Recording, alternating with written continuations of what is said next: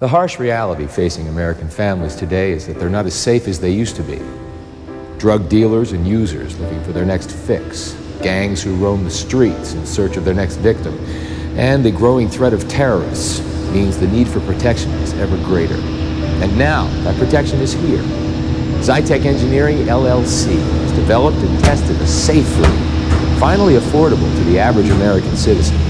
The kind of protection formerly obtainable only by the wealthy or powerful.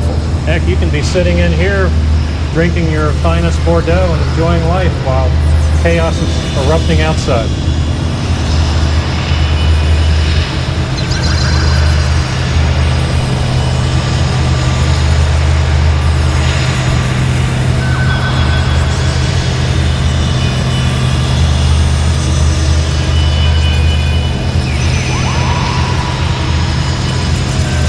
I'm a war president.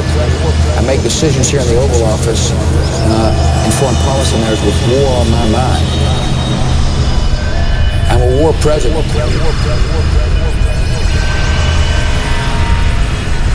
I'm a war. A dictatorship would be a heck of a lot easier. There's no question about it. I'm a war president with war on my mind.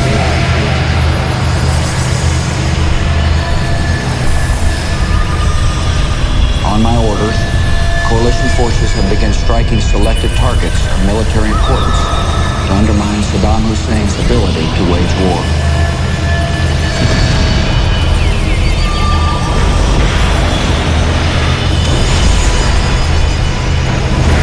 A dictatorship would be a heck of a lot easier. There's no question about it. No question about it.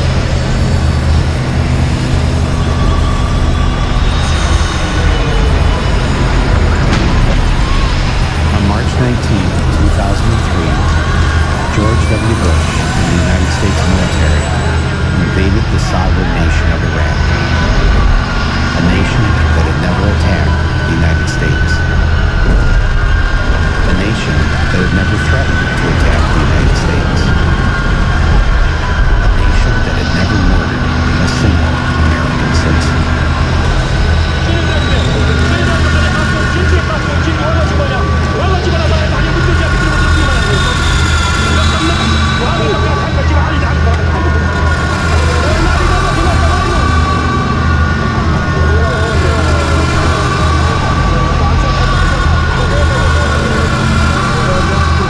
To find this, I think, piece of my neighbor, young girl, age 20, Shams, I think, other part of her body.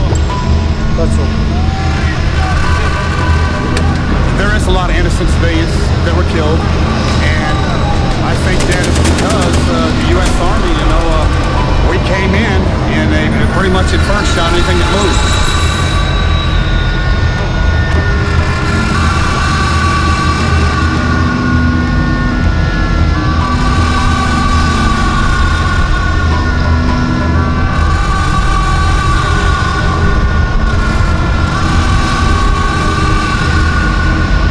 This was a lot more real and true than just a video game. A lot of people thought it was just me, oh yeah, look through the sight and shoot. No, a lot of this is face to face, and especially riding by after some of the bombs that went off and seeing all the people on the side of the road bloated up, and just all the smells around you. I mean, from the people lying dead, rotted, it's a lot more gruesome than you think. We called in with some artillery and some napalm and things like that. Some innocent women and children got hit.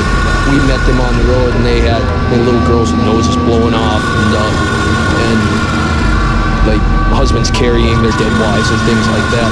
That was extremely difficult to deal with, because you're like, shoot, what the hell do we do now?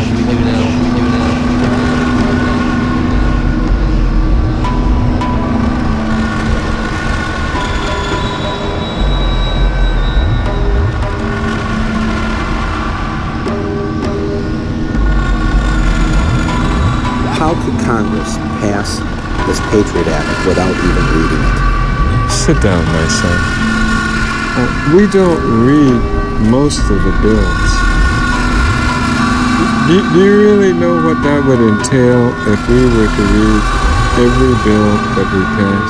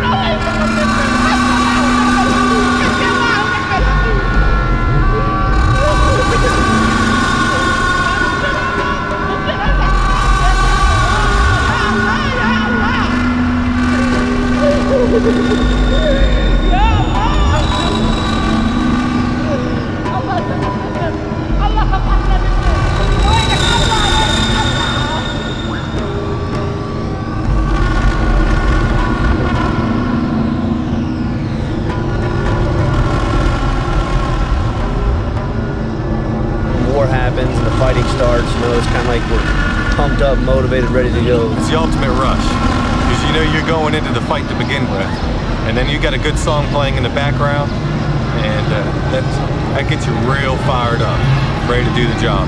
You can hook your CD player up to the tank's internal communication Charlie box, so that way when you put your helmet on, you can hear it through the helmet.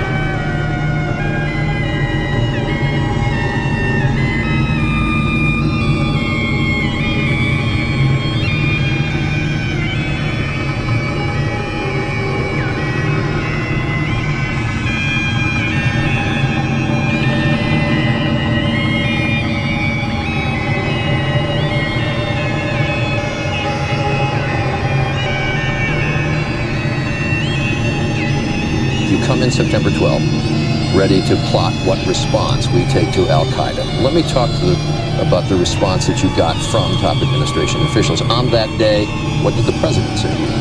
The president, in a very intimidating way, left us, me and my staff, with the clear indication that he wanted us to come back with the word that there was an Iraqi hand behind 9/11, because they had been planning to do something about Iraq from before the time they came into office. Did he ask about any other nations other than Iraq?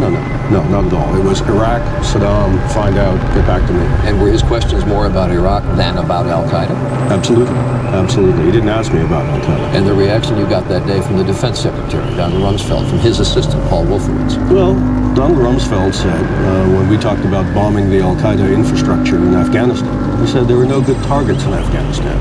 Let's bomb Iraq. And we said, but Iraq had nothing to do with this. And that didn't seem to make much difference. And the reason they had to do Afghanistan first was it was obvious that Al-Qaeda had attacked us. And it was obvious that Al-Qaeda was in Afghanistan. The American people wouldn't have stood by if we had done nothing in Afghanistan. They had all this on the shelf somewhere. Ideas of things they would like to do. Ideas of things they would like to do. And they got 9/11 and they said, that's our chance. Go for it. What we're giving you are facts and conclusions based on solid intelligence. Saddam Hussein has gone to elaborate lengths, spent enormous sums, taking great risks to build and keep weapons of mass destruction. Saddam Hussein is determined to get his hands on a nuclear bomb. Nuclear weapon, nuclear weapon, nuclear weapon. Active chemical munitions bunkers, mobile production facilities. You know he's got chemical weapons. He's got them. He has not developed any significant capability with respect to weapons of mass destruction. He is unable to project conventional power against his neighbors. We are able to keep arms from him. His military forces have not been rebuilt. What we're giving you are facts and conclusions based on solid intelligence. After all, this is the guy that tried to kill my dad at one time. They simply got people to believe that there was a real threat out there when in fact there wasn't. You get told things every day that don't happen. It doesn't seem to bother people. After all, this is the guy that tried to kill my dad. I'm a war president. I make decisions here in the office. Inform policymakers. War on my mind.